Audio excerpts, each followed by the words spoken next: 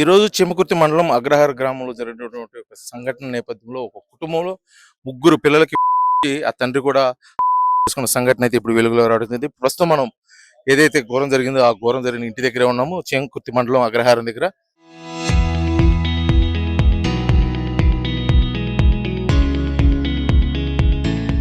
ప్రస్తుతానికి జరిగిన సంఘటనకి ఒంగోలు నగర్ డిఎస్పీ రాయపాటి శ్రీనివాసరావు గారు రావడం జరిగింది. పూర్తిగా కూడా అసలు కేసుకు సంబంధించి అసలు ఈ కారణాలు ఏంటి, ఏ విధంగా ఇది జరిగిందనే కోణంలో కూడా పోలీసులు అయితే విచారణ చేస్తున్నారు. మొత్తాన్ని కూడా ఆ ఇంట్లో ఆ పరిస్థితి మొత్తం విషాద ఛాయలు నెలకొన్నాయని చెప్పుకోవచ్చు. ఎందుకంటే అసలు గ్రామం మొత్తం కూడా అసలు ఏం జరిగిందో అర్థమయ్యే లోపల అసలు ముగ్గురు చిన్న పిల్లలు నిన్నటి వరకు కూడా ఆడుతూ పాడుతూ ఇక్కడే తిరిగిన వారు ఒక్కసారిగా కళ్ళ ముందు లేరు, మొత్తం చనిపోయారు అనేసరికి గ్రామం మొత్తం కూడా ఒకసారిగా ఇక్కడికి వచ్చిన పరిస్థితి కనిపిస్తుంది. అసలు ఏం జరిగిందా అనేది కూడా పోలీసులు అయితే లోతుగా విచారణ చేస్తున్నారు.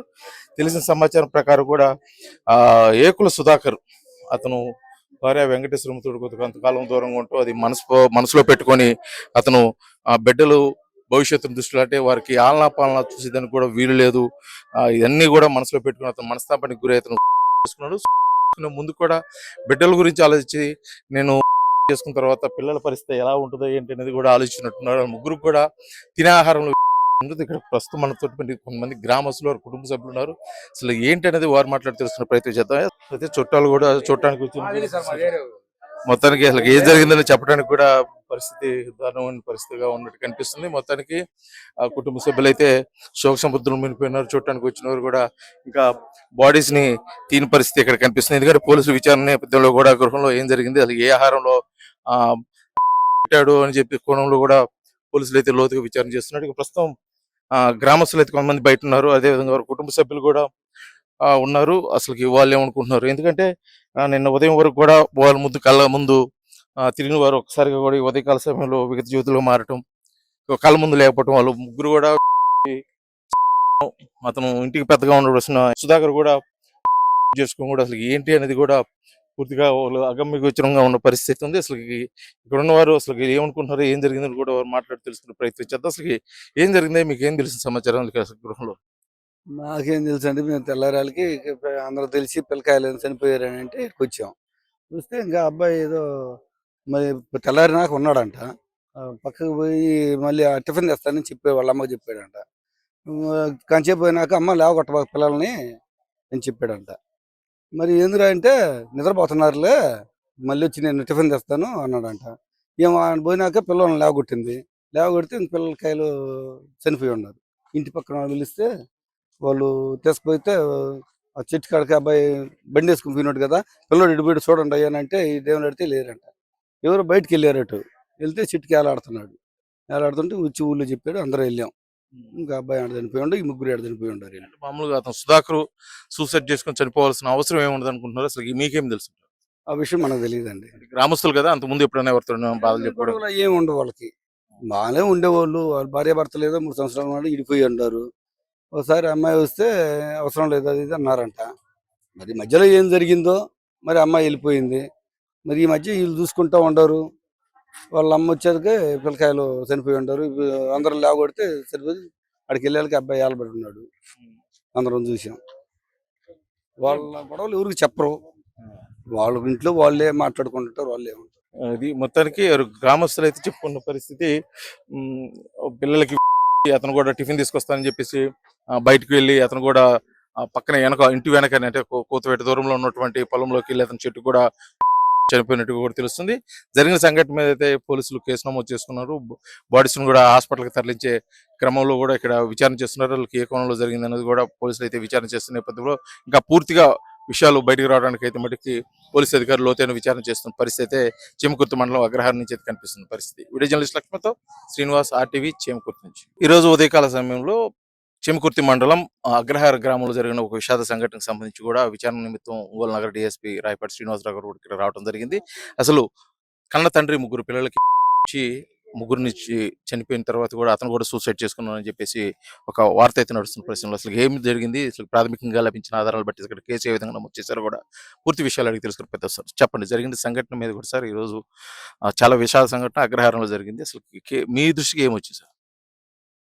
మా దృష్టికి వచ్చిందంటే వాళ్ళ చనిపోయినటువంటి సుధాకర్ వాళ్ళ మదర్ చెప్పిందే మనకు ఫస్ట్ ఇన్ఫర్మేషను.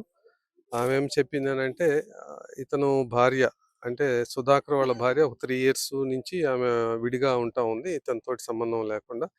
మా భార్యాభర్తల మధ్య వివాదాలు ఏమున్నాయి అన్నది కూడా తెలీదు.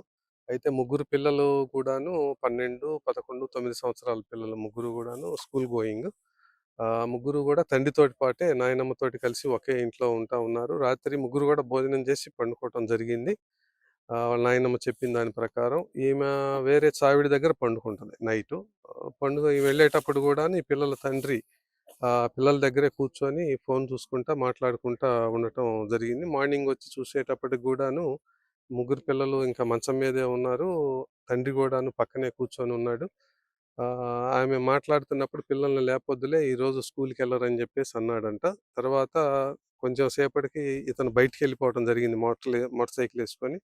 పిల్లల ముగ్గురు గూడా లేపుతా ఉంటే, నాయనమ్మ లేపుతా ఉంటే వాళ్ళు లేకపోయేటప్పటికు అనుమానం వచ్చేసి పక్కింటి వాళ్ళను పిలిచి చూసేటప్పటికి ముగ్గురు గూడాను చనిపోయి ఉండటం జరిగింది. కాసేపటికి ఇతను గూడా హ్యాంగింగ్ పొజిషన్‌లో చనిపోయి ఉండటం జరిగిందనమాట. Near by field. కారణము అంటే ముగ్గురు పిల్లలు అతను అంత బలమైన కారణం ఏముంటది? మీ దృష్టికి ఏమొచ్చింది సార్? ఆమె ఏం చెప్తుంది?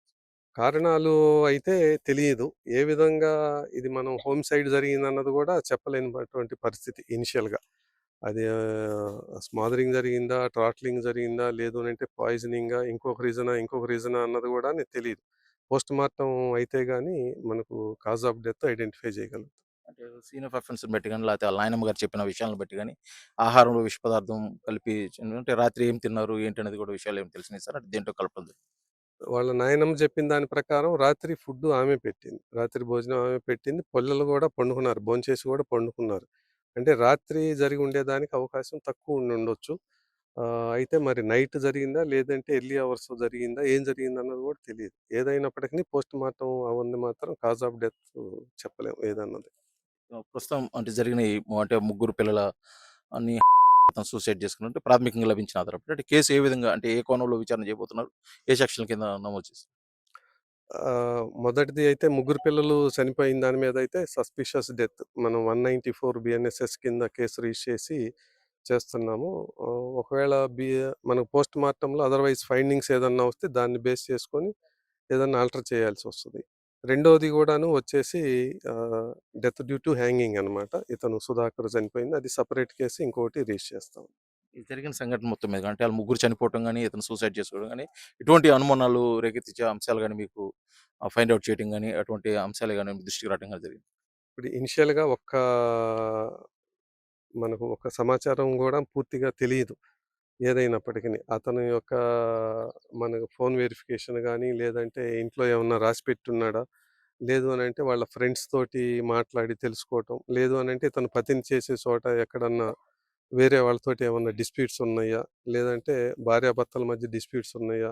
ఏ విషయాలన్నది గూడాను తదుపరి దర్యాప్తులోనే తెలుసుకోగలుగుతాం గానీ, ఇప్పుడు ఇనిషియల్‌గానైతే ఏం కారణాలైతే ఏం చెప్పలేం. ఇది మొత్తానికి జరిగిన సంఘటన మీద చేమకుర్తి మండలం అగ్రహారంలో జరిగినటువంటి ఏకులు సుధాకర్ 35 పాటు వాళ్ళు ముగ్గురు బిడ్డలైనటువంటి గో అచ్యుత 13 సంవత్సరాలు, పూజిత 11 సంవత్సరాలు, లోకెత్తి శ్రీ 8 సంవత్సరాలు ముగ్గురికి కూడా ఆహ్, ఆహ్, లేకపోతే ఏ కోణంలో వారిని హత్య చేశాడు అనేది కూడా పూర్తిగా విచారణ తర్వాత కానీ విషయాలు తెలియదు. మొత్తానికైతే ముగ్గురు బిడ్డలు మృతి చెందడం, అదేవిధంగా అతను సుధాకర్ కూడా చేసుకోవడం కూడా పెద్ద విషాద సంఘటన అయితే కూడా అగ్రహారంలో భావిస్తున్నారు. దానికి లోతైన విచారణ చేస్తూ జరిగిన సంఘటన మీద 2 కోణాల్లో విచారణ అయితే చేస్తున్నారు. 2 సెక్షన్ల కింద కూడా కేసు నమోదు చేసి పూర్తి వివరాలు నివేదికలు వచ్చిన ఆధారం బట్టి కూడా తదుపరి విచారణ కొనసాగుతుందని చెప్పేసి కూడా డీఎస్పీ గారు తెలియజేస్తున్న పరిస్థితి చేమకుర్తి నుంచి కనిపిస్తుంది. వీడియో జర్నలిస్ట్ లక్ష్మణ్‌తో శ్రీనివాస్ ఆర్టీవీ చేమకుర్తి నుంచి.